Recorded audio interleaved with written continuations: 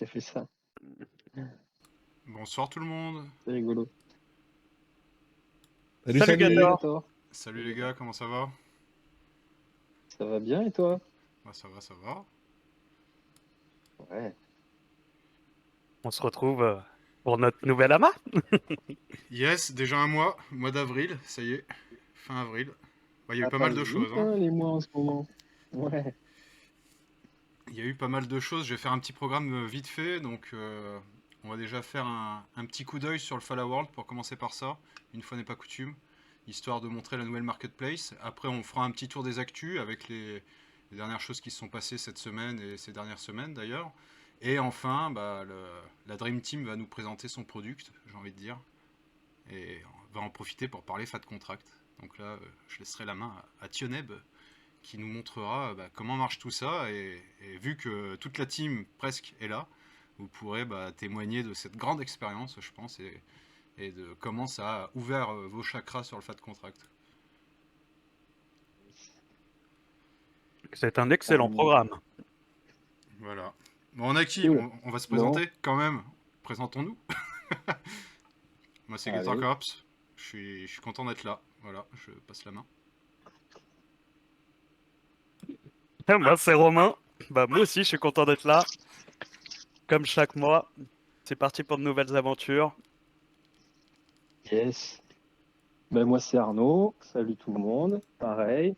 Content d'être là avec toutes ces super news et content de pouvoir vous présenter un petit peu le projet sur lequel on bosse depuis 2 mois aussi. Salut à tous, c'est Tioneb. Encore un nouvel amas, l'amas du mois d'avril, le mois qui, je pense, est le passé le plus vite depuis, depuis bien longtemps. Euh, ouais, très chaud pour qu'on présente les dernières news et tout le taf abattu sur les 2 derniers mois durant la close bêta. Salut, c'est Yanima. Content d'être là, comme tout le monde. Euh, je pense qu'après avoir passé des 2 mois la tête baissée dans les fat contracts en train de faire du code à gauche à droite, ce sera super. Ouais, enfin, impatient de partager les tips avec vous. C'est vrai que ça fait quand même déjà 2 mois. Hein. Ah ouais, Ouais. Ah, mais ça va vite. plus Hein. que 2 mois. Ouais, c'est ce que Plus j'allais que dire. deux Il me mois. semble que c'était début février, non? Il me semble. Hein. Ouais, c'est ça. Je pense que ça fait plus d'11 semaines maintenant, je crois. Ouais. C'est D'accord. retrouvé tous les Là, on a mercredis fait 11 soirs pendant mercredis. 12 semaines. Et, c'est le premier mercredi soir où on fait pas du fat contract depuis un mois et demi quasi. Ouais. Exactement. 2 mois et demi, pardon. 2 mois et demi. Pas mal. Ça en fait des lignes de code. D'ailleurs, je vous demanderai, ça fait combien de lignes en tout, mais vous pourrez me répondre après. je laisse quelqu'un chercher, voir combien de lignes ça fait en tout. Allez, on enchaîne. Ouais, je Roadmap. peux. Roadmap, du coup, la roadmap 2023 est sortie en mars. Donc, je l'ai pas mal repris dans la vidéo récap du mois de mars. Ça a été ma trame narrative, on va dire. Mais on a quand même appris pas mal de choses, notamment que Falla est vraiment décentralisé, avec plus de 18 000 serveurs, 142 000 CPU, et tout ça dans 50 villes. Donc là, on a déjà combien de villes représentées? Je pense qu'on en a 4. Ouais, je dirais 4. Hein. Entre Romain Ricardo, Tioneb, Janema et Arnaud, ouais, ça fait 4. Donc si je rajoute le mien qui va tourner chez Inferno, ça fera 5 villes. Donc déjà, là, vous avez 5 villes différentes en Europe. Donc ça montre que le projet continue à être vraiment décentralisé et c'est très important. Beaucoup de développement, 1400, 334 commits. Le FAT contract, voilà, avec la clause bêta qui s'est terminée. Hein. Je crois qu'elle est terminée. Vous m'arrêtez à chaque fois que je dis une connerie, bien sûr, les gars. Hein, je compte sur vous. Elle est terminée et d'ailleurs, bon. on a hâte. Enfin, moi personnellement, j'ai hâte de voir les autres cas que le vôtre aussi, parce que il y a tellement de possibilités que j'ai hâte de voir ce qui s'est fait ou même ce qui n'est pas fini, hein, parce que forcément, c'est pas évident de développer un projet en 2 mois. Donc le FAT, ça va être vraiment La grosse chose qui va arriver sur les prochains mois, ça va être la grosse communication de Fala, parce que forcément c'est le flagship, c'est le projet le plus important qui va pouvoir utiliser toute la puissance et toute la capacité du cloud computing de Fala Network. Donc c'est le flagship, c'est-à-dire c'est le produit en tête de gondole, voilà, pour avoir un commerce un langage un peu plus franchouillard niveau commerce. Et ça va être très intéressant de voir ça, parce que moi il y a quelque chose que j'attends forcément, parce que je suis pas développeur, j'ai pas votre niveau. Et du coup, bah, c'est un peu du chinois pour moi des fois. Et donc moi, je suis assez simple là-dessus. J'ai besoin de cas concrets, de voir quelles sont l'utilité des choses, ce que les gens peuvent faire avec. Et aussi, si je veux mettre les mains dedans, d'avoir une interface utilisateur simple et de pouvoir, par exemple, copier-coller des briques pour construire peut-être un truc dérivé de plusieurs projets, etc. Et ça, ils l'ont incrémenté via le FatBricks. Et ça, c'est super intéressant parce que ça va vraiment permettre, je pense, à des gens qui n'ont pas forcément toute la connaissance nécessaire pour développer leur propre projet de tester des choses. Et ça va être pas mal, je pense. Est-ce que vous pensez d'ailleurs que ça pourra vous aider pour le projet, les gars? Et ça peut nous aider, oui, Pour notre parfaitement, projet? puisque Mm. en fait, dès qu'il y a une brique qui est existante, c'est du temps de gagner ou ces briques, tu n'as pas à les coder toi-même, en fait, si tu veux. Donc, bien sûr, ça aide. Que tu saches coder en dur, en Rust ou à travers Ink, bah, s'il y a une crate, s'il y a une brique qui existe déjà, bah, elle est prête à l'emploi, t'as plus qu'à l'utiliser plutôt que de réinventer la roue, quoi. Ouais. Ouais, je pense que ça va être Et- un très bon use case. Pardon, vas-y Arnaud. non, je voulais rajouter sur les Fatbricks, c'est que pour l'instant, personne l'a vu en fait encore. Donc c'est difficile d'en parler dans le concret, quoi. C'est-à-dire de dire comment on va pouvoir s'en servir, etc. Mais ce qu'on nous a expliqué jusqu'à présent, c'est vraiment fait pour être du no-code. Donc permettre effectivement de créer des fat contracts un petit peu en sélectionnant des éléments et en les composant, quoi. Donc le composable, voilà, dont on nous parle depuis un moment, ça va se matérialiser par pouvoir créer des fat contracts avec des briques existantes qui seront des briques où on pourra, voilà, hein, pour l'instant c'est assez vague, mais par exemple dire bon, mais je veux déclencher un événement selon un autre événement ou alors je veux utiliser une fonction euh, qui va me permettre de transformer les datas, etc. Donc voilà, ça va être du no-code. Ça pourrait remplacer des méthodes hyper complexes où il faut connaître le Rust et tout, parce que là, Jean-Emma pourra en parler. La courbe d'apprentissage de Rust, bon ben voilà quoi. Au début, elle est douloureuse. Et tout le monde ne peut pas se permettre de faire ça, investir énormément de temps pour le faire. Donc voilà, dans cet usage, Fatbricks, ça va être hyper intéressant pour plein de gens qui vont pas forcément avoir le temps d'investir sur Rust.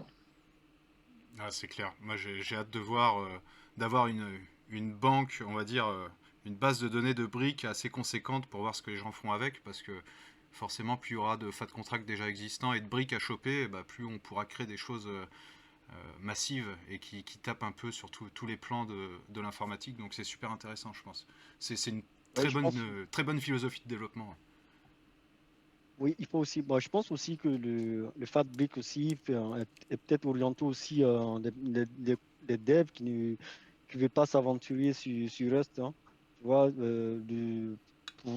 je prends un exemple, un dev qui est sur Python ou autre chose, ben, si le brick existe, qu'il puisse se connecter avec sans forcément avoir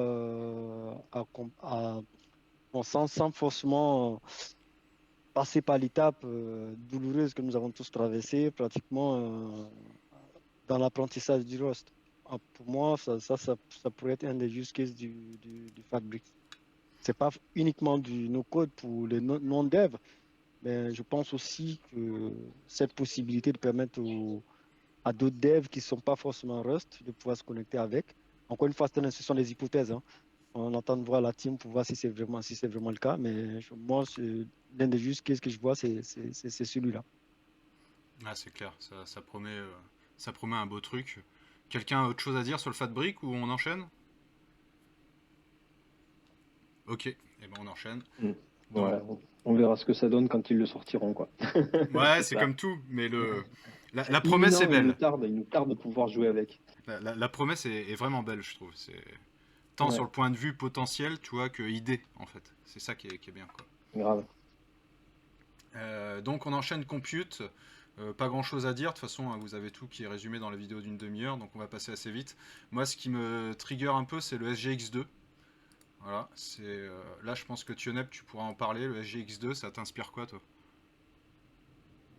Pareil, c'est une chose sur le. On verra bien quand elle tombera. On sait déjà que le SGX, qui est la technologie qui permet l'anonymisation au sein du réseau Fala Network, cette technologie SGX qui est maintenue par Intel va bientôt être abandonnée pour le SGX2. Alors quand on dit bientôt, c'est parce qu'on ne sait pas. On ne sait pas quand est-ce que cela va arriver. Euh, Du moins, il y a des vieilles machines dont le processeur est SGX qui ne seront pas compatibles SGX2. C'est ce qu'on sait aujourd'hui. On sait aujourd'hui à peu près quelles machines le seront. Donc, Fala est déjà en train de préparer ce changement, de pouvoir euh, suivre les mises à jour qui seront faites. Alors, c'est plus qu'une mise à jour parce que toutes machines ne seront pas compatibles. Et au-delà, Fala aussi est en train de s'organiser c'est quelque chose qu'ils avaient déjà annoncé depuis longtemps, mais sur lequel ils vont travailler cette année, puisqu'elle a été annoncée dans la roadmap, de pouvoir intégrer ce qui permet la privacy sur les processeurs AMD. Ouais, ça. Ils le mettent d'ailleurs, je sais pas si c'est ça, mais tu vois, add a second hardware implementation. C'est.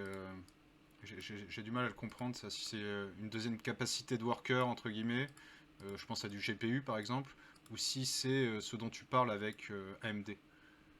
Ça, je sais pas trop. Moi non plus, mettre dans la boucle des processeurs GPU, ça permet.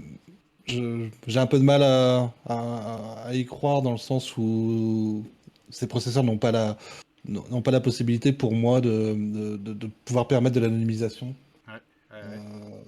Et est-ce qu'il serait possible d'apporter de la puissance de calcul, de séparer l'usage de la puissance de calcul entre des process qui puissent avoir beaucoup plus de rapidité par du GPU, mais sans Sans privacy. privacy? Je sais pas si. Ouais, limite d'avoir deux flux en fait, suivant tes besoins, tu vois, de taper dans du CPU avec privacy ou du GPU pour de la puissance brute, quoi. Ouais, Moi, je pense que par cette ligne-là, il parle plus de pouvoir intégrer d'autres technologies que GX. ouais, ouais, je pense aussi. Je dis ça parce que Marvin en avait parlé de l'éventualité de mettre du GPU. Bon, il en a parlé Il y a qu'une très très qu'une très fois. très long, il y a très très très longtemps, et effectivement, il en a parlé qu'une fois, et c'était dans un cadre, Oui, un je amas pense entre aussi. ambassadeurs. Ouais, je pense que c'était juste c'était par rapport à une question d'un utilisateur qui voulait faire une comparaison avec Render, je crois, un truc comme ça. Et Render qui utilise du GPU, et donc du coup, et il avait dit que ça pourrait être un des use cases, mais je pense pas que ce soit une des priorités, hein. C'est comme il avait dit dans sa réponse. Ah oui, c'est clair, c'est clair. Je, je pense qu'il parle plus de l'AMD que du GPU, quoi. Le second hardware, là, ben, il n'a pas forcément prononcé le nom, mais à mon avis, ça devrait peut-être être de l'AMD. Yes. Et donc ouais, SGX2, ils attendent ça pour fin d'année, quoi, en gros, un Q3, Q4. Donc ouais, vivement qu'on ait la réponse. Ok, c'est bon pour SGX les gars? Ok, et ben j'enchaîne. Fall Go. World. Ah, vas-y Benoît. Non, je disais go. Allez, c'est parti. Donc Fall World, et ben la marketplace. Hop, et là j'ai quelque chose à vous montrer. La marketplace qui est enfin active. Donc vous pouvez voir tous ces magnifiques NFT, tous ces shells. Et bien entendu, bah, vous pouvez en acheter, vous pouvez en vendre. Le plus cher est actuellement à 8 millions de FA. Donc moi je pense pas qu'il se vendra, mais si jamais vous voulez un légendaire, le légendaire le moins cher, il est à 420 000. Ouais, quand même. Est-ce qu'il y en a un de vous qui en a mis en vente ou... Non? Personne? Non. Ouais, moi j'en ai mis un, il est juste en face là, le 995, à 9000 Fa. Ah ouais. Attends, on va aller voir. Allez, je te l'achète. Non, je rigole. Bah, Tu peux. Tu peux. Ouh, ça lagouille. Ouais, c'est bien déjà, si quasiment personne en a mis à vendre, c'est que tout le monde veut garder ces trucs. Alors ils ont fait des petites, c'est ça les petites mises à jour qu'ils ont fait récemment. Avant on n'avait pas la, Oh, génial. et c'est propre, hein. Franchement c'est super propre. Donc bien On dirait entendu, des clients. si vous avez raté pardon les mints de ces NFT, bah, go la marketplace et vous pouvez. Alors il y a différents filtres, hein, bien sûr, hein, suivant le type d'espèce que vous voulez, le type de carrière, etc. Donc par exemple, je vais être un robot magic. Est-ce qu'il y en a? Ouais. Donc ouais, ils ont fait vraiment un truc qui est super propre, je trouve. C'est propre, c'est sympa, ça en Et, jette. et je trouve que la plateforme, elle est très fluide aussi. Ouais, ouais, ça. T'as des petits ralentissements de temps en temps, mais je pense que c'est plus lié au PC qu'à autre chose. Mais ouais, très sympathique. Donc maintenant, il reste à voir ce que le Fall World, comment le développement du Fall World va continuer. Donc pour ça, hein, il y a plusieurs grosses étapes. Donc la marketplace NFT, bien sûr, elle est OK pour l'échelle. Maintenant, la question, ça va être de savoir quand est-ce qu'on va pouvoir échanger nos NFT de staking. Parce que ça, forcément, moi, c'est aussi quelque chose que j'attends énormément.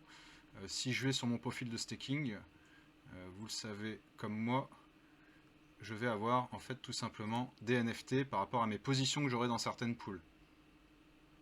Et donc l'idée c'est de pouvoir vendre directement ces NFT avec les positions que vous avez dans la pool. Donc je pourrais tout simplement mettre ce NFT en vente sur la marketplace et par exemple Romain pourrait me l'acheter 800 FA et comme ça moi j'ai vendu directement mes FA, je les ai de suite. Donc ça m'arrange parce que j'ai pas à subir de cooling down pour le retrait, etc. Je peux directement vendre mes FA et disposer de FA. Et derrière ça, Romain, lui, il n'a pas envie de s'ennuyer à mettre en staking, à chercher une pool, ce genre de choses. Il achète directement ma position par l'intermédiaire de l'achat du NFT. Et comme ça, il a directement 800 FA qui sont stackés et il n'a rien d'autre à faire. Donc ça, c'est quelque chose qui va vachement simplifier le staking, je pense, qui va le rendre beaucoup plus populaire. Et c'est vraiment quelque chose que j'attends aussi avec impatience. Donc on verra quand est-ce que ça va arriver. J'ai pas trop d'infos sur une date, j'espère que ça arrivera rapidement. Quelqu'un a une idée là-dessus, sur l'échéance ou non plus? Pas du tout. Ouais, Non, pas du tout. Non, non. ouais. Et les équipements, bien sûr, parce que pour l'instant, on n'a que nos shells, hein, on n'a pas toutes les conneries qu'on a eu avec, hein, par exemple les épées, les mains en plus, etc. Tous ces objets qu'on peut mettre en plus sur son NFT à la mode remark, on va dire, hein, en Lego. Et ça arrivera. Et donc c'est attendu pour fin d'année, un Q3, Q4. Donc ça va être intéressant aussi. Ce qu'ils veulent surtout proposer avec le Fall World, c'est une expérience de jeu. Donc ça reste intéressant de savoir au final vers quoi ça va aller. Donc ça a parlé pendant un moment de jeux un peu d'exploration, de choses comme ça. Moi je suis très joueur, donc ça m'intéresse énormément de voir comment ils vont représenter entre guillemets notre identité sur la blockchain Fala à travers le Fala World et intégrer tout ça à un environnement de jeu qui sera en 2D je pense pour commencer et via tout le lore qui va avec. Donc ça va être pas mal. Pas trop d'informations là-dessus, mais bon, il y a quelques échéances, hein. Je pense que rapidement, une fois que la tempête Fat Contract sera passée, on aura un peu plus de nouvelles là-dessus. Et c'est attendu une fois de plus pour la fin d'année, hein. Voilà, First Game Feature et premières expériences, hein, qui sont attendues pour Q3, Q4 2023.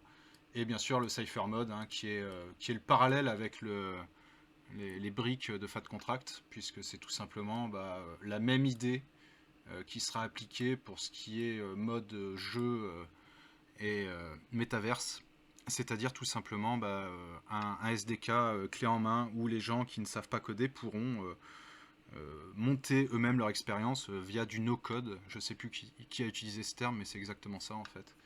Et forcément, c'est intéressant parce que si vous montez toute une capacité de création de jeux vidéo derrière, que c'est user-friendly, les gens vont se prendre au jeu et nous, on pourra très bien imaginer avoir notre petite partie Fala FR via notre lore, nos personnages et tout ce qui va avec. Donc ça aussi, moi, c'est un truc que j'attends avec impatience. Voilà, c'était tout pour la roadmap. Est-ce qu'il y a des sujets que vous voulez aborder sur la roadmap, les gars? Il n'y a pas de questions, en tout cas. Yes, et ben c'est très bien, on continue. Alors on va aller sur les news un peu plus récentes. Les scams. Alors qui est-ce qui veut parler sur les scams? Je laisse la parole. Je pense que John Emma hein, ou Arnaud sont en première ligne sur les réseaux. Alors, le message déjà, c'est d'être très vigilant en ce moment. Il y a un retour des scammers en masse. On a été la semaine précédente, il y a eu déjà un premier incident chez Astar qui a perdu le contrôle de son Discord. Les semaines qu'on précédé, il y a eu aussi des projets Ethereum, je crois, qui ont été attaqués sur leur Discord. Et ce fut notre tour chez Fala le lendemain sur lequel Astar s'est fait hacker. Euh, les... Bon, on en a discuté sur le Telegram, ce sont des techniques qu'utilisent les pirates qui permettent de passer outre les deux AF. Donc, ce sont des attaques qui sont très difficiles à, à éviter. Mais d'autre part, ce qu'on remarque aussi, c'est que par exemple, hier soir, la team des ambassadeurs on a tous reçu un message de Marvin, euh, une copie du compte de Marvin nous demandant de lui prêter de l'argent. Chose qu'on a refusé, bien sûr. On a plutôt pris le temps de jouer avec le scammer. Mais voilà, faites bien attention. Les ressemblances, par exemple, avec le compte de Marvin qu'on a vu hier soir peuvent facilement tromper. Et bien des fois, il suffit d'un simple clic pour accepter une signature et vous pouvez facilement vous faire dépouiller. Donc, prenez soin de vos tokens, prenez soin de vous. C'est vrai que ça va vite, hein. Une erreur d'inattention, pensant que c'est le bon site et hop, c'est parti, on signe quelque chose et voilà. Mm. Et aussi, il y a également, Ouais, je ne sais pas si on rencontre ça également côté support chez Fala Network sur le Discord par exemple. Est-ce qu'il y a beaucoup de personnes qui prennent les identités des uns et des autres pour pouvoir commencer à discuter par exemple sur les réseaux, sur le Discord officiel, dans le canal support et derrière prendre la personne en PV et là c'est parti pour le scam en puissance quoi. Mais il me semble pas avoir vu. Discord, c'est assez peu, non, je pense. Pas sur le Discord. Par contre, sur TG, c'est déjà arrivé sur le Telegram. On m'a déjà dit que j'avais été personnifié. C'est arrivé à d'autres aussi. Donc, de toute façon, c'est courant, c'est classique, on le sait, hein, voilà. Dès qu'on reçoit un DM, on le fait jamais, jamais, jamais, jamais. Quand on le fait, on annonce d'abord sur le chat officiel, je te DM. Voilà, tout le monde le sait, mais des fois, on est quand même surpris et puis on se dit, bah, c'est lui, voilà, c'est sûr. Et puis, tac, bon, après, voilà, on se laisse pas avoir parce que on a l'habitude, mais quelqu'un qui n'a pas encore reçu ça, c'est la première fois, il peut tomber dans le piège, quoi.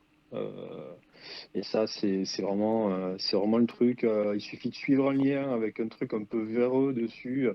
Il suffit que le phishing soit bien fait, que ça tombe au bon moment et qu'on soit un peu fatigué et qu'on fasse pas attention. Et il y a moyen de se faire, il y a vraiment moyen de se faire siphonner. Donc ouais, c'est autant de techniques qu'il faut avoir en tête, quoi. On se fait jamais DM, quoi. Ça arrive jamais. Voilà, les admins ne DM pas. Ça n'arrive pas. Ou si ça arrive, on le met dans le chat, on dit hey, je te DM parce que j'ai besoin de te parler, quoi. Ouais, ça c'est, tu fais bien de le rappeler parce que moi j'ai eu le coup en arrivant sur le Discord de Stella Swap. Je reçois direct un message et le scam était très bien fait. Et comme je venais juste de me connecter sur le Discord en fait, j'ai pensé que c'était un bot ou un truc comme ça, tu vois. Et heureusement j'ai fait gaffe parce que tu sais, tu as tellement l'habitude des fois de rentrer dans les Discord et de faire les liens de validation, etc., le captcha, etc. Tu peux vite te faire avoir. Donc tu fais bien de rappeler que un admin, un modo, ne DM jamais s'il ne s'est pas annoncé avant, quoi. C'est une bonne base à retenir, je pense. Et si jamais c'est le cas, il y a des vérifications à faire. Je peux en parler parce que ça m'est arrivé aujourd'hui. J'ai un ambassadeur argentin, un ambassadeur Polkadot qui a pris contact avec moi sur Discord. Première chose que j'ai faite, c'est d'aller sur le Discord Polkadot, d'aller vérifier que le gars existe bien dans le Discord, qu'il est bien estampillé ambassadeur sur le, sur le, sur le, sur le Discord. Et directement dans les conversations, j'ai dit, ok, bah, t'es ambassadeur argentin, donc tu dois connaître, bah, par exemple, un ambassadeur Fala qui lui aussi argentin. Et oui, il l'a bien connu. Et, et donc, pour le coup, ça permet quand même de vérifier on a quand même moyen de vérifier la, la personne derrière est réellement celle à qui on s'adresse. Ouais, soyez prudents. Faut qu'on soit tous prudents parce que ça peut aller vite. Et ils sont pleins d'imagination. Donc si jamais vous avez des scammers et que vous avez des messages de scam, le plus simple c'est de report direct. N'hésitez pas à envoyer,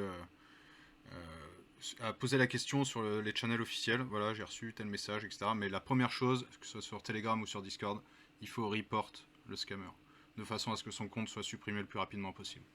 Ça, Et lorsque vous reportez un scam, mettons, je sais pas, sur le Telegram de Fala FR ou sur notre Discord ou ailleurs, ne surtout jamais mettre le lien du scam, puisque c'est ouvrir la porte, c'est donner le lien à d'autres personnes qui n'ont peut-être pas forcément bien lu et qui vont aller se jeter dans le scam. Donc ne surtout pas mettre de lien. Toujours prendre des screenshots et en marquant scam en gros dessus. ouais, c'est ça. Scam, c'est bon, j'enchaîne. Si, Vas-y, ouais. John Emma. Ouais, non, je voulais juste ajouter un point, c'est que généralement, quand vous voyez, vous pouvez aussi voir en fait le nombre de groupes que vous avez en commun.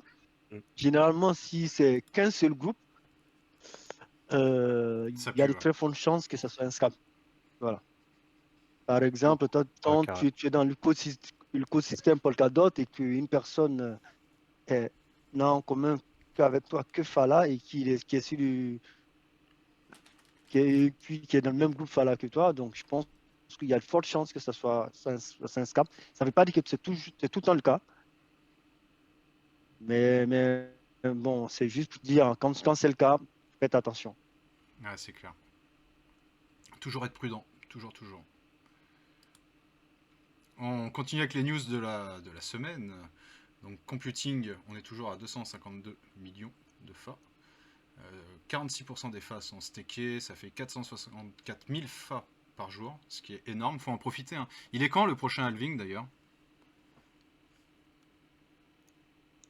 C'est pas en mai, mai-juin? Je crois que le dernier, je crois qu'il était en décembre, donc ça doit être dans les alentours de juin. C'est Ouais. début juin. Ouais, début juin. Ouais. C'est Et début juin. ça va prendre combien du coup? Quelqu'un Moins sait? 25%. Moins 25, d'accord. Donc moins 25% au niveau des rewards et du staking, forcément. Ok. C'est ça. Ah, ça va pas être la même, hein. Ça va piquer. Bah, plus on avance et plus le manque à gagner sera petit, de plus en plus petit. Plus la différence sera petite. La Ouais. première fois, bah, c'était au premier halving, on s'est retrouvé du coup à avoir 100%, moins 25%. Donc là, on va avoir moins 25% de 75 et ainsi de suite, quoi. Ouais. Donc ouais, c'est tous les 6 mois, c'est ça? C'est ça. Ok. Donc voilà, si vous voulez profiter du staking, faut y aller. Il reste un peu de temps encore. Là, actuellement, on est à une moyenne de 41%, mais bon, vous pouvez facilement atteindre du 70% si vous passez par du Volt. Après, sur les stake pools, ça tourne plus autour de 50, je dirais, entre 40 et 50, ouais, ça dépend. Mais bon, ça reste des bons chiffres, avec 24 000 workers online, soit 163 000 CPU. Donc ça représente quand même une puissance intéressante.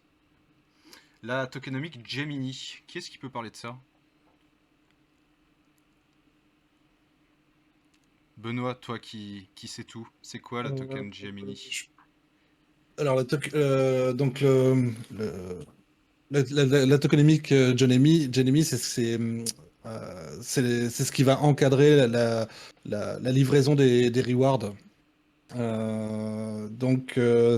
une formule mathématique qui va déterminer pour un mineur en fonction de la puissance de calcul de sa machine, en fonction de sa présence sur le réseau, en fonction de sa qualité de confidentialité, va déterminer un score. Et c'est de par ce score qu'on va toucher une rémunération. Elle prend en compte aussi le nombre de mineurs. Et donc, la Gemini sur laquelle on est actuellement est celle qui a été lancée 6 mois après que Kala soit online, soit on-chain. Cette tokenymie va bientôt être modifiée puisque actuellement elle prend en compte Kala, mais bientôt il faudra que cette économie gère Kala et Fala. Ouais, ouais, ouais. Ouais, parce qu'actuellement, le réseau tourne sur Kala, donc sur Kusama. Et, euh, et dans l'année, je pense, hein, on va très rapidement passer sur Polkadot en plus, donc ça veut dire double réseau. Donc forcément, la tokenomique va en être pardon, impactée. Au début, lorsqu'ils ont lancé la tokenomics Gemini, ils parlaient qu'au moment où on lancerait Fala, qu'il y ait qu'il y ait deux économies et que selon la demande de puissance de calcul, bah, mettons si elle est plus réclamée envers Kala, parce qu'il y a plus de projets qui souhaitent s'en servir à travers Kala, que la distribution des rewards soit favorisée par exemple vers Kala, afin d'inciter les mineurs à venir sur Kala et pouvoir répondre à la demande. Et à l'inverse, si jamais c'était sur Polkadot. De ce que j'ai lu vite fait lorsqu'ils ont parlé de la nouvelle économie, apparemment elle serait partagée sur Fala sur Fala et sur Kala. Donc là-dessus, j'ai besoin d'avoir un peu plus de news. J'ai pas encore assez lu. Et, Ouais. je sais même pas si c'est bien encore bordé Ouais, précisément. je pense ils vont communiquer dessus dans les mois qui arrivent. Mais c'est clair qu'actuellement, c'est pas le centre de gravité du projet. Mais c'est déjà pensé, quoi. C'est déjà dans les cartons, on va dire. Tout à fait. Ouais, je pense que c'était en anticipation aussi du lancement du FAT contract aussi sur Polkadot. Sur Fala, l'environnement Polkadot, qu'ils ont essayé d'anticiper ça aussi parce qu'il faudrait, avant de lancer le FAT contract sur Polkadot, il faudrait que tout ce qui est mineur euh, puisse aussi fonctionner sur l'environnement Polkadot. Donc, c'est l'une des raisons aussi pour lesquelles ils ont fait l'update avant ce lancement. Ouais. Là, c'est clair et net. On en parlait tout à l'heure, là, les briques de Fat Contract. Il y a eu la finalisation de l'IU du Fat Contract, No Code Experience. Et on a également le V3 du Rollup Off-Chain du Fat Contract qui a été édité. Donc ça avance bien. Au niveau trésorerie, 46 millions de FA dans la trésorerie, avec 2 référendums et 3 propositions la semaine dernière. Ça, je vous laisserai aller regarder par vous-même. Et on a cette semaine, forcément, Fala qui a Consensus 2023. Donc Consensus, c'est un gros salon blockchain qui a lieu à Austin, au Texas. Donc ça commence demain. Voilà, ça commence demain. Donc on peut s'attendre à pas mal de news vis-à-vis de ça. Ce Polkadot va être très présent sur ce salon puisqu'il y a eu un gros investissement de Polkadot sur ce salon pour communiquer majoritairement sur leur cible américaine. Donc il faut s'attendre à ce que Fala agite un peu le salon. J'ai hâte de voir. Je ne sais pas encore qui est prévu de parler de Fala. Je pense qu'il y aura Joshua qui va certainement parler, donc qui est développeur, qui va parler du Fat Contract. Donc on peut s'attendre à une belle présentation, un workshop, une présentation, je ne sais pas exactement, mais ça il va falloir le suivre. De toute façon, on le relaiera. Mais on va avoir des belles annonces, je pense, à ce salon, surtout avec les dernières news qu'on a eues aujourd'hui sur Polkadot. Ça peut que amener une bonne dynamique. Donc ça, c'est une très bonne nouvelle. Après, on a Janema qui nous montre un truc.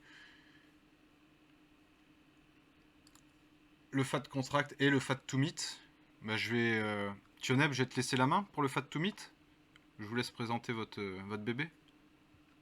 Allez, go. Alors, hop, je te dis quand c'est bon. C'est bon, c'est ton écran. Ok, super.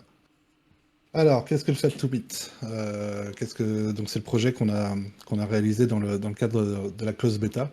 Donc, Fala, pour le lancement du Fat Contract, n'a pas fait un lancement public. Il l'a d'abord lancé en bêta afin qu'un petit groupe de développeurs puisse expérimenter sur ce Fat Contract. Donc, ce fut l'occasion pour nous d'y participer en équipe. Donc j'ai inscrit la team Fala FR pour participer à cette close bêta. L'idée c'était de refaire un outil qu'on utilise de temps à autre lorsque vous avez besoin de prendre rendez-vous avec un groupe et de faciliter la décision de la date à laquelle vous allez organiser cet événement selon les disponibilités de chacun. Il existe un outil Web 2 qui s'appelle When2Meet. Cet outil est plutôt sympathique. Chacun va remplir ses disponibilités et lorsque c'est fait, vous avez un affichage qui va vous permettre de pouvoir déterminer qui est le plus quelle sera la période durant laquelle les gens seront disponibles en plus grand nombre. Euh, donc voilà, c'était l'idée de départ. Je pensais qu'elle serait sympa à réaliser, que ce serait un petit use case comme ça, mignon, gentil, qu'il n'y en aurait pas pour si longtemps à le réaliser. Grosse erreur. Grosse erreur, ce fut pas du tout simple du tout. Donc pour ce faire, on a fait un appel à la communauté, à savoir qui voulait participer. Par exemple, on a Ricardo qui est présent ici ce soir. Je sais pas si tu nous entends. Salut Ricardo. Il est même là, il va nous dire bonjour. Salut Ricardo. Salut, salut. On a donc dans la team Janema, moi-même, on avait Arnaud, Guigou, j'en oublie d'autres, et puis aussi beaucoup de personnes qui sont passées nous voir tous les mercredis soirs lors de nos réunions pour organiser la construction du projet. Je les ai pas tous en tête, mais salut Kush, salut Tarnikio, salut. On avait même le fondateur du projet, d'un projet, mince, comment il s'appelle le Privadex. projet de. Non, pas de Privadex, l'autre, de Common Good Chain. Mince, j'ai totalement zappé son nom. Enfin bref. Voilà, on a eu tous les mercredis soirs, on se réunissait donc pour organiser la construction de ce Fat to Meet. Ouais, c'était très animé, c'était très sympa. Et Romain, d'ailleurs, aussi, il faut pas que j'oublie, notre super ambassadeur Romain. Merci, merci. Et ouais, tous les mercredis soirs, Romain était présent. Donc voilà. Alors pour ce faire, on a séparé notre team en deux. La team front-end et la team back-end. Donc la partie front-end, ça va être la construction du site internet. C'est ce que vous voyez là à mon écran. D'ailleurs, moi, c'est ce qui m'a permis de réaliser que avant qu'on lance le projet, ça me paraissait être la partie la plus facile. Je pensais que c'était juste créer un site internet. Or, c'est loin d'être la partie la plus facile de la construction d'un projet blockchain, puisqu'il y a la mise en relation du wallet. C'est à travers les outils qui vont implémenter le wallet au sein du site internet que vont passer toutes les transactions pour aller communiquer avec la blockchain. Du moins avec le Fat Contract, qui lui donc bravo à la team front-end, puisque en plus Ricardo en était le seul représentant, c'est lui qui nous a fait le cadeau de nous construire cette infra, cette UI. Cette infra qui est dotée d'une belle UI que voici. On ira la creuser, je pense, un peu plus tard. Après quoi, pour la partie back-end, donc là, qui correspond plus au codage du projet, donc à la partie FAT contract. Donc il y avait moi, il y avait Janema. Arnaud a participé plus à cette partie, oui, d'interconnexion du wallet avec le site internet et a donné de nombreux coups de main à Ricardo. Et puis, donc, on avait aussi Guigou en support qui était déjà développeur Rust. Donc voilà. À savoir que quand on s'est lancé dans tout ça, on avait pas de bagage dans le développement en Rust. Janema avait déjà du bagage en développement. Tu vas me rappeler, en Python, ouais, oui, effectivement, ce qui peut aider d'avoir des bases en Python, de pouvoir commencer, de pouvoir coder par la suite en Rust. Ce sont des langages qui se ressemblent un peu. Donc voilà. En fait, ici, on arrive sur cette page, on renseigne le nom de l'événement, donc on pourrait, par exemple, décider du jour sur lequel il serait sympa d'organiser l'AMA du mois de mai. Hop. Donc, AMA pour Fala FR. Voilà. Hop. Donc, étant en avril, on va. Ah, je me fais avoir, on va sélectionner tout ça. Tac. Donc, comme vous voyez, c'est assez interactif. Il suffit de passer la souris, de cliquer pour sélectionner, désélectionner. On peut sélectionner des plages entières. Encore une fois, merci Ricardo, puisque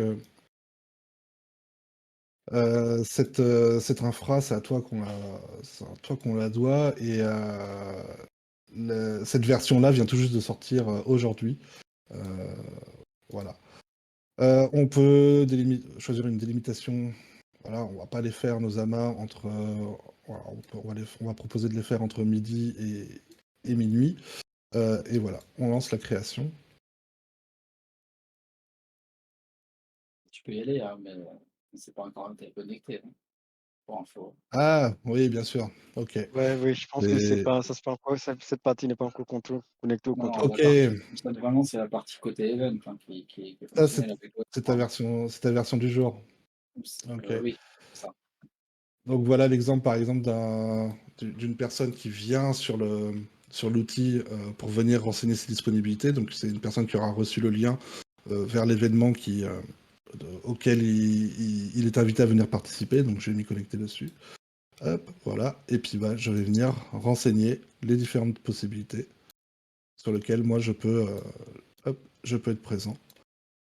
Hop.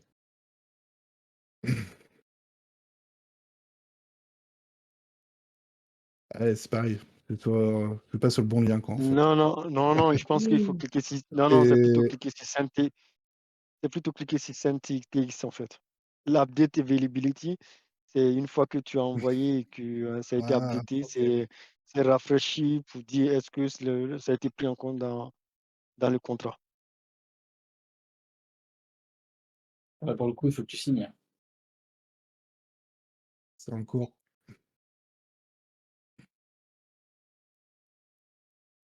In block. Ça, c'est un blockchain. Il continue à mouliner ou il va s'arrêter? Bah, dès que c'est fini de mouliner, c'est là que c'est fini. Ok. Voilà, c'est confirmé. Voilà. Tac. Donc maintenant, si tu recharges la Go. page, et ça sera bon. J'update.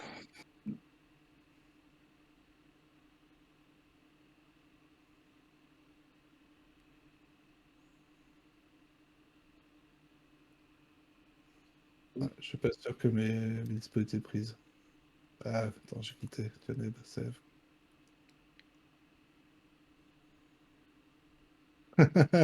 Super L'effet effet démo. de mots. Voilà, c'est bon. Hop, availabilities. Ouais, ok, elles n'ont pas été prises. Je n'ai pas commencé dans le bon ordre. Donc, tu t'envoies les TX, mais ça, c'est encore une interface qui est en cours de développement. Ok, je suis Il pas y a sur le vraiment bon. des choses, il y a Je beaucoup de suis pas choses à sur encore l'interface. optimiser. Je suis pas sur l'interface qu'on a livrée dans le cadre de la clause bêta. Ok. Bon, je pense que tout le monde a vu le principe. La version qu'on a livrée pour la clause bêta, elle est bien fonctionnelle, mais j'ai pas le lien sous la main. Et alors, quand est-ce que vous aurez un retour là-dessus? Eh bien, Euh, ils avaient annoncé le 5 mai. ouais. Ok. Donc c'est la semaine prochaine, quoi. C'est ça. C'est ça. Donc pour ceux qui seraient intéressés d'aller voir ce qu'on a fait, on a tout publié sur un GitHub. Donc vous allez sur le GitHub de Falateam FR. Et donc vous tomberez sur un repo qui s'appelle fat2meet-close beta. Et Hésite pas à mettre le lien dans le Twitch, si tu peux. ouais, Ça, les gens... hop, de suite. Tac, c'est envoyé. Donc, sur cette page d'accueil, vous avez tout le descriptif du projet. Vous avez, à la limite, vous pouvez, tout est open source, donc vous pouvez le télécharger, l'implémenter. Si jamais vous le faites, n'hésitez pas à nous contacter. On pourra vous donner des faucets pour, pour réaliser l'inscription du FAT contract comment ça s'appelle ça, dans le testnet. Euh, et puis voilà, merci à Romain pour la réalisation de ce beau tuto. Et Propre. puis voilà, vous avez accès au code dans les différents dossiers. Super propre. Et donc la 12 prochaine semaines de étape, travail, hein, quand même. c'est quoi? Après ces 12 semaines de travail? Prochaine Je étape, là, pense on que arrive. Ouais, vas-y, Johnny. je pense que si tu partais sur la partie About for to Meet, je crois. Non, non, tu peux cliquer sur le lien juste là, en fait. Parce qu'en fait, ce qu'on a présenté, c'est vraiment le use case 3. Et la prochaine étape, c'est essayer d'approfondir déjà ce qu'on a fait là. Et essayer d'ajouter toutes les fonctionnalités. Parce que bon, c'est un projet, ça nous permet en même temps de comprendre autant Rust et l'environnement FAT Contract. Et aussi essayer de terminer ce qu'on a commencé. Je pense que c'est juste ça. De voir D'accord. si en même temps on ne pouvait pas se lancer dans d'autres choses et voilà quoi. Et tout ça encore reste des, comment je vais dire, je ne dis pas des hypothèses, mais encore des choses qui nous traînent dans la tête.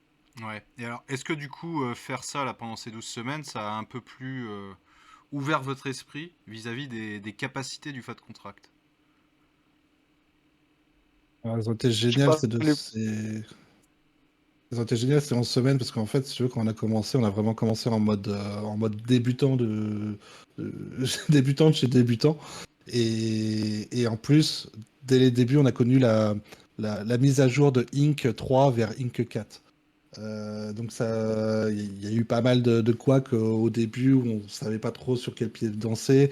On nous a conseillé d'aller tout de suite vers le Link 4, mais en fait le Link 4 n'était pas compatible avec le FAT, avec la version du testnet du close beta. Donc on a perdu pas mal de temps dans les démarrages à- à comprendre un peu quelle était la bonne façon de se lancer et il y avait pas mal de couacs dus à ces transitions entre le Link 3 et 4. Et puis Janema nous a rejoint et là c'était notre gros démarrage puisque bah, il nous a craché du code à la vitesse de la lumière En 15 minutes? en 15 minutes. C'est ça time frame, hein. Private joke. Ah, super, Donc, super. Donc une belle expérience. C'est bien. Et du coup, ça t'a...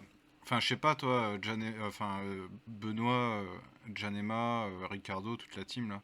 Ça vous a donné des idées pour une autre application, éventuellement? Via le niveau de difficulté de coder, de mettre ça en branle, je sais pas. Ouais, je parlerai peut-être pour moi, Romain, parce qu'en fait, en tout début, on avait une idée, enfin, je pense que, parce qu'on développait un bot là sur la gouvernance, mais qui était fait sur Python.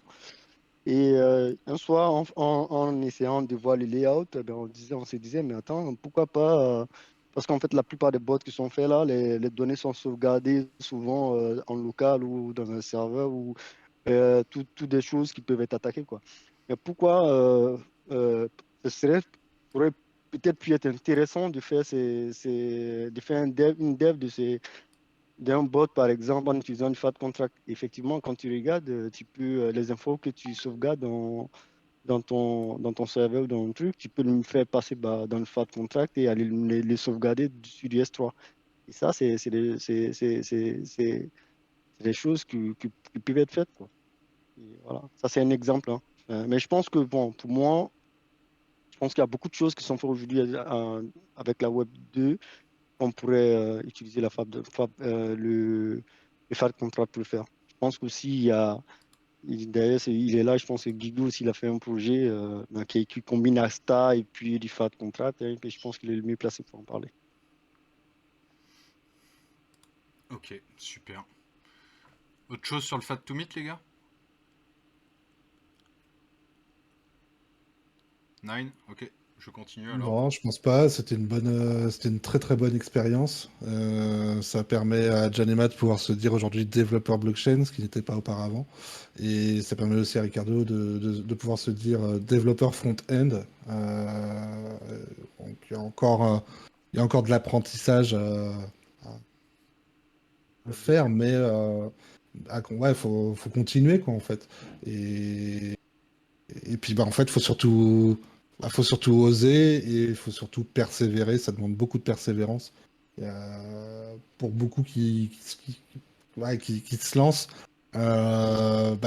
les démarrages sont difficiles, fastidieux. Il faut pousser, il faut persévérer, il faut commencer par des petits cas d'usage et puis les complexifier et puis être euh, voilà, à terme, il n'y a pas de raison d'y arriver. Puis bah, maintenant qu'on a essuyé des plâtres, je pense que n'importe qui viendrait poser des questions à la Flight Team FR ne repartirait pas sans réponse, quoi. Mais bon, je vais juste rajouter quelque chose quand même, c'est parce que Ricardo, alors c'est pas forcément développeur front-end parce qu'il est depuis pas mal d'années sur de la techno React, c'est son cœur de métier à la base.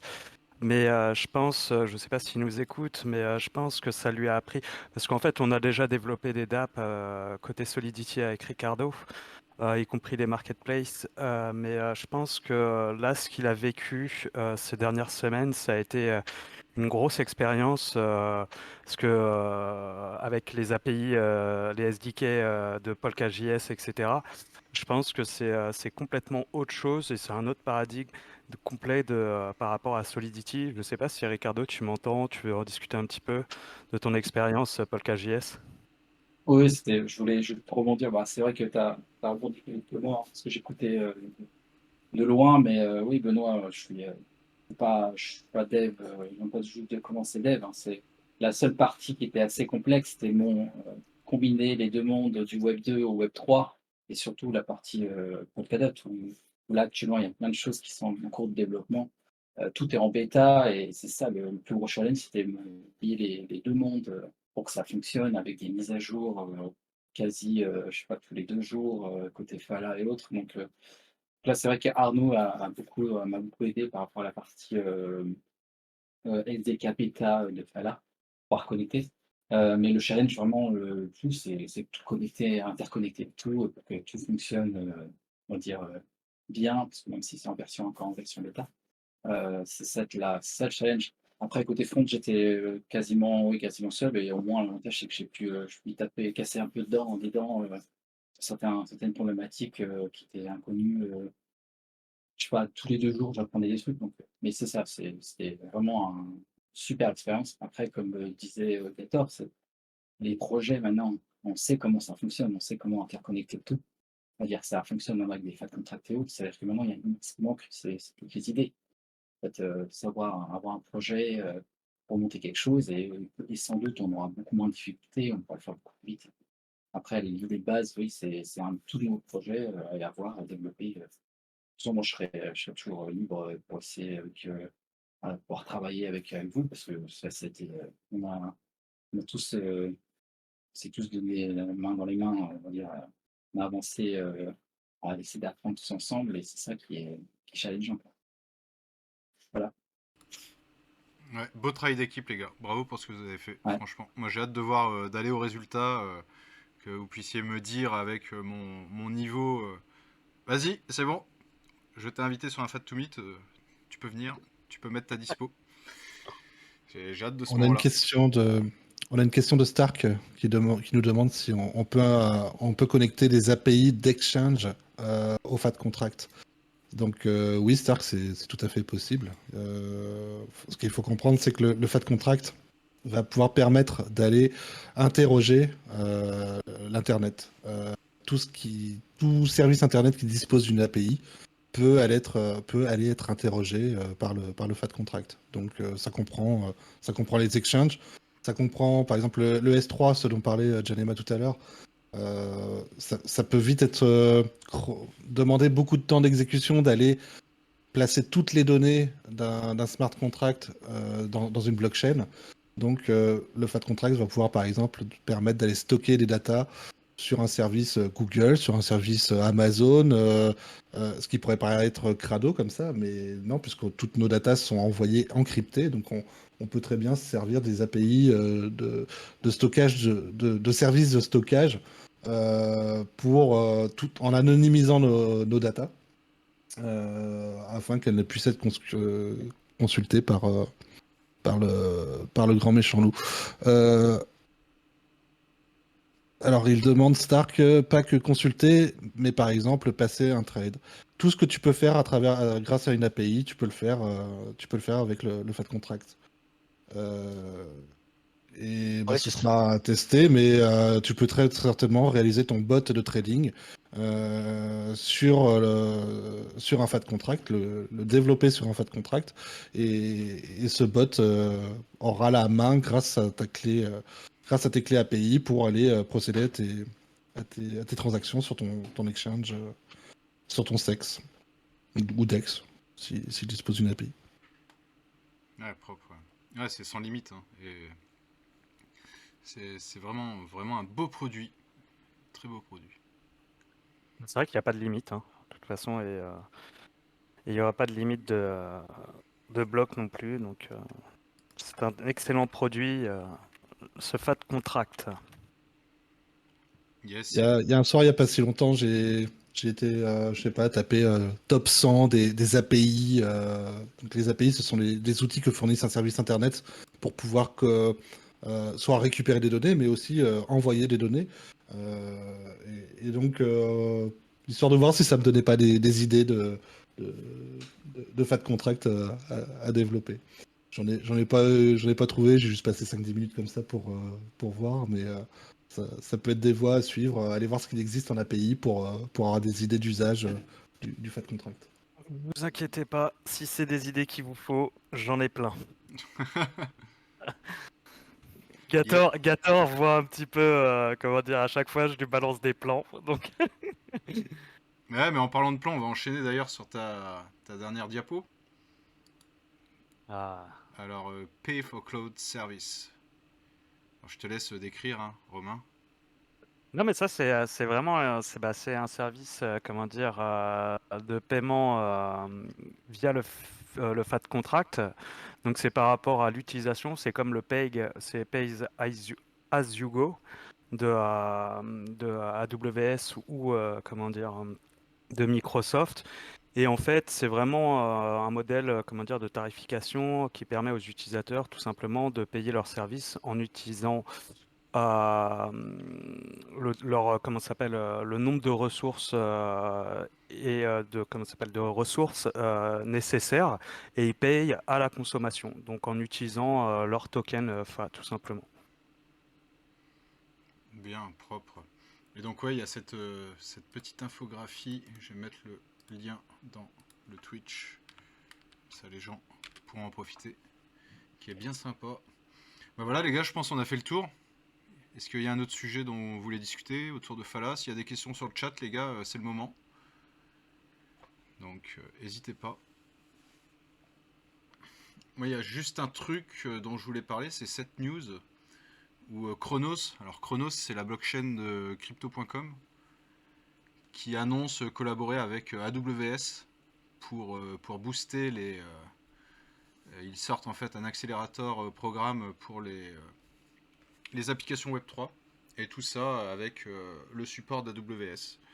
Donc on voit de plus en plus d'annonces de la part d'AWS. Ils avaient fait pareil, Avalanche avait fait pareil avec AWS. Ils avaient annoncé qu'ils utiliseraient les services d'AWS pour faciliter l'hébergement de leur node. Donc on voit de plus en plus AWS et Google, Microsoft je suis un peu moins donc je ne serais pas capable de dire, mais qui commencent à rentrer de plus en plus dans le Web3. Donc ça, on a les gros poissons, les grosses baleines du cloud computing qui commencent à se rendre compte que le Web3 devient de plus en plus intéressant et de plus en plus viable et vont commencer à prendre de plus en plus de place. Donc c'est ça aussi qui est important d'avoir une alternative comme Fala Network, c'est de proposer vraiment le même type de service en décentralisé. Et donc ça, il ne faut pas le perdre d'esprit. Et c'est aussi un très bon signal. Ça montre que quand AWS commence à faire ce genre de choses et que Fala va dans la même direction, avec bien sûr des composantes et une idéologie qui est différente et une utilisation différente, et ça montre que le projet est viable, ça montre que c'est novateur et que forcément il va y avoir des cas d'utilisation derrière et que c'est solide.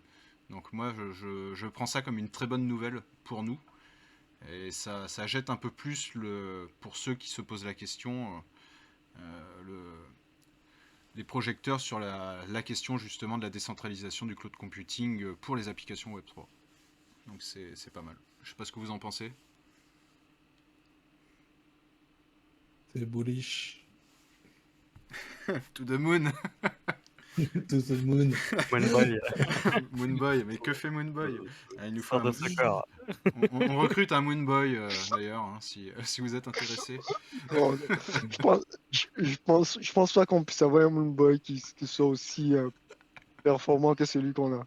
Ah ouais, c'est vrai qu'il est bon. Ouais, alors pour expliquer, Moonboy en fait c'est un surnom amical qu'on a donné à un membre, un follower assidu de Fala Network. Et en fait dès qu'il y a un tweet, il va faire son Moonboy quoi. Je suis sûr si je chope le premier tweet, je vais le trouver direct. C'est assez drôle parce que bon le mec est à fond et c'est toujours de when $20, ce genre de choses quoi. Donc c'est fun. Voilà, c'était lui, Moonboy. Je crois que c'est lui. Ouais voilà, c'est ça. C'est bien lui. Moonboy. Donc on recrute un Moonboy francophone, donc n'hésitez pas. Si vous êtes intéressé, vous pouvez nous écrire. Une autre news dont on n'a pas parlé? La grosse news. Voici nos ambassadeurs qui avaient un rôle candidat viennent d'être officiellement ambassadeurs. Je parle de Arnaud, Janema et Romain. Bravo les gars. Yes, félicitations les gars. Bienvenue dans la famille. Yes, merci. C'est un plaisir. Ah, vous étiez déjà dans la famille, mais bon, là, cette fois c'est officiel. Ça y est, c'est vraiment officiel là maintenant. Ce sont des fanatiques. C'est ça. Et ils sont fantastiques. Ah, c'est toujours plaisir ça. Ok les gars, je pense qu'on est bon. Qu'en Je pense pensez-vous? qu'on est bon. On est pas mal, hein. 1h06. Parfait. Les prochaines dates pour nous, ça va être de vous parler de ce qui se passera à Consensus. Donc le salon qui est à Austin, qui a déjà commencé, hein, parce que forcément Austin n'a pas le même créneau horaire. Donc le premier jour c'est actuellement aujourd'hui. Donc moi j'ai hâte de voir ce qui va se passer. On a du coup le 5 mai, vous m'avez dit, pour les news sur le Fat to Meet. Donc là on aura entre guillemets les autres use cases aussi qui devraient sortir peu à peu, je pense, à ce moment-là. Donc ça va être une date à retenir assez intéressante. Et puis c'est déjà pas mal. Et bien sûr, hein, de toute façon, vous savez où nous trouver pour rester informé sur Fala. Bien entendu, vous avez le Linktree. Si quelqu'un peut mettre le lien du Linktree dans le Twitch, d'ailleurs, ça m'arrangerait. Je l'ai mis. Super, pour que les gens puissent nous rejoindre. Bien sûr, Twitter, hein, pour suivre quotidiennement et pour venir parler avec nous, Discord. Parce que vous remarquerez quand même qu'on a fait tout un amas sans parler une seule fois de minage. Ouais, c'est vrai. Ouais, c'est vrai, ça. Ouais, c'est vrai. Tu Bon, vois. bah, alors, c'est reparti pour un quart d'heure. Et je pense que c'est la première fois. Honnêtement, je pense que c'est la première fois. Donc, Benoît, t'as un truc à dire sur le minage quand même. On peut pas. On est obligé d'en parler un peu, quoi. Hmm, non, pas vraiment, sauf que mes mineurs seront tous arrêtés demain. Il faut que je change un disque, que je le passe de 2 Tera en 4 Tera. D'accord. Mais mis à part ça, non, le minage est très stable.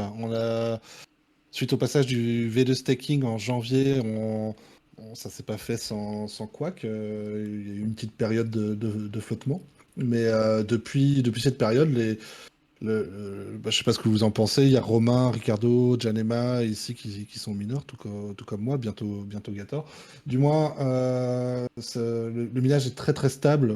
Autant il m'arrivait auparavant, avant la V2, d'avoir allé une fois par mois un petit couac qui fasse que je redémarre une machine de temps en temps, de gauche et de droite.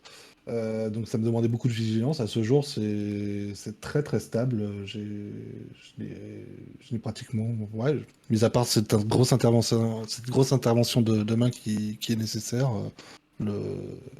aucun souci à déclarer. Ça fonctionne très bien. Super. Donc ouais, pareil, hein, rejoignez-nous sur le Discord si vous voulez en savoir plus sur le minage, si vous voulez être épaulé par la Dream Team pour monter vos mineurs. Bon, je vous mets en garde, c'est pas facile, mais ça marche. Voilà. Donc avec de la persévérance, on peut y arriver. Et il y a tous les gens compétents pour vous aider et vous conseiller du mieux possible pour que vous puissiez mener à bien ce projet. Parce que bah, forcément, c'est intéressant, quand on a des FAD, de les faire travailler bah, pour soi sur son mineur, bien sûr. Un autre truc dont on n'a pas parlé, je le mets sur le Twitch, c'est ce tweet de Marvin où il fait tout un trade en fait sur la possibilité d'avoir une IA décentralisée. Et donc il y a ce schéma qui est super intéressant parce que bah, il prend en fait toutes les branches nécessaires à une IA pour fonctionner, avec certains exemples. Hein. Là on voit le logo de ChatGPT et là le logo de Midjourney. Et en fait il décrit pourquoi aujourd'hui on n'a pas encore une IA décentralisée. On voit très bien que Fala comme Oasis, ces services de cloud computing et de privé ont besoin enfin comment dire, sont nécessaires pour qu'on arrive à une IA décentralisée. Donc c'est un trait très intéressant que je vous invite à lire. De toute façon, comme la majorité de ce que poste Marvin, c'est très intéressant. Donc n'hésitez pas à suivre son compte pour en savoir plus là-dessus. De toute façon, je vous ai mis le lien dans le Twitch. Et ce serait pas mal qu'on le traduise. Un Romain, Ouais, ouais, carrément. Ouais, ouais, on peut faire ça. ce serait pas mal. Faudrait traduire l'image également. Ouais, il faudrait faire l'infographie. Super, bah les gars, merci à tous. Merci à vous. Juste, on se rejoint, comment dire, le mois prochain, c'est ça? Le dernier mardi, on reprend sur mardi le mois prochain C'est ça. et on fera ça le dernier mardi du mois. Yes, c'est ça. Normalement, les amas ont lieu tous les derniers mardis du mois. Ça peut évoluer, mais majoritairement c'est ça. De toute façon, vous aurez toutes les infos sur le Twitter. Il y a un autre événement à pas louper cette semaine dont j'ai failli oublier d'en parler. Jeudi soir à quelle heure déjà, Romain? 19h? 19h. À Tout à fait. 19h, voilà. On n'est pas en Espagne, on va pas prendre l'apéro à 21h. Donc à 19h, il y a le Polkapéro. Et on recevra donc Polkadot Francophonie, pareil sur Twitch. On vous fera tourner les liens, de toute façon vous pouvez le trouver facilement sur Twitter. Et on reçoit avec Romain Marin de Glimmer Apes et Belashta de Polkaswap. De Stella C'est Swap. la swap. Voilà, là, je bafouille, je suis fatigué. Donc voilà, n'hésitez pas à venir nous rejoindre sur le Twitch. Ce sera l'occasion de parler de toutes les bonnes nouvelles qu'on a eues aujourd'hui autour de la gamification et de Polkadot. Avec cette grosse news, je pense, qui a pas fini de faire parler d'elle. Ce n'est pas tous les jours qu'un projet quitte Ethereum pour rejoindre Polkadot. Parce que c'est mieux, tout simplement. Et de toute façon, si vous nous suivez, vous le savez, vous êtes convaincus également. Demain, il va y avoir du croustillant également. Donc, Ouais, c'est on vrai, vous attend. c'est demain, ouais, demain soir, 19h. Super. Messieurs, je vous souhaite à tous une bonne soirée. Je vous remercie. Merci les gens sur Twitch. Bien entendu, vous pourrez trouver l'enregistrement de cet amas si vous l'avez raté, si vous voulez revoir des parties sur le YouTube assez rapidement. Demain soir, je pense, ce sera jouable. Donc voilà. Et n'hésitez pas à nous rejoindre sur les réseaux, bien sûr. Sur Discord, Telegram, vous avez le Linktree dans la description du Twitch. et on se fera un plaisir de vous accueillir. Merci messieurs, passez une excellente soirée. Bonne soirée tout le Bonne monde. soirée. Bye bye. Ciao, Ouais. ciao.